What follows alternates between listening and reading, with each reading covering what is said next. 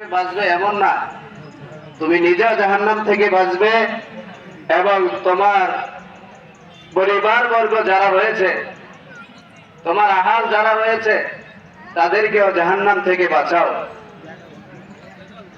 তা আমাদেরকে নিজেও জাহান্নাম থেকে বাঁচতে হবে, আমার পরিবারের লোকদেরকেও জাহান্নাম থেকে বাঁচাতে হবে। আজকের এই ঈদগাহে কয়েক হাজার লোক উপস্থিত হয়েছেন।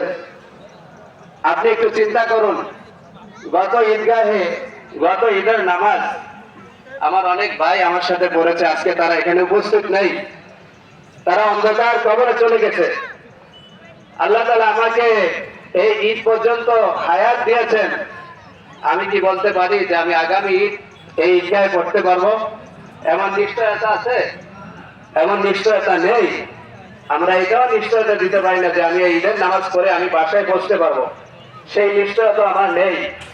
তাহলে আমার যেহেতু গ্যারান্টি নেই, তাহলে আমি দুনিয়ার এত বড় আশা এত স্বপ্ন কেন দেখি? আমার তো পরকালের প্রস্তুতি নেওয়া দরকার, কবরের প্রস্তুতি নেওয়া দরকার, হাসরের মাঠের যে হিসাব নিকাশ হবে সেটা প্রস্তুতি নেওয়া দরকার। এখনো কি আমাদের সময় হয়নি? এখনো কি আমাদের পরিবর্তনের সময় হয়নি? আমাদেরকে পরিবর্তন করি, আমি নিজেকে নিজে পরিবর্তন করি। আমি নিজেকে পরিবর্তন করতে না পারি, তাহলে অন্য কেউ আমাকে পরিবর্তন করতে পারবে না। এজন্য আমরা সকলেই চেষ্টা করব নিজেকে পরিশুদ্ধ করে নিজের যে সামনের হায়াতটুকু রয়েছে সেটাকে সুন্দরভাবে পরিচালনা করার, এবং আমাদের অধীনস্থ আমার পাড়া প্রতিবেশী যারা রয়েছে সবাইকে যাতে দিনের দিকে ধাবিত হয় সে ব্যাপারে আমরা সকলেই চেষ্টা করব। যে আলোচনাটুকু হয়েছে,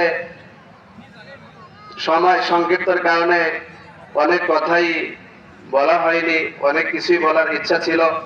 তো আল্লাহ তাআলা আমাদের সকলকে আমল করার তৌফিক দান করুন, এবং আমরা এখানে যেভাবে জমায়েত হয়েছি জান্নাতেও যেন আমরা এভাবে একই সাথে থাকতে পারি, সেই তৌফিক যাতে আল্লাহ দেয়। সকলেই সবার জন্য দোয়া করব এবং সবাই সবাইকে ক্ষমা করে দেব।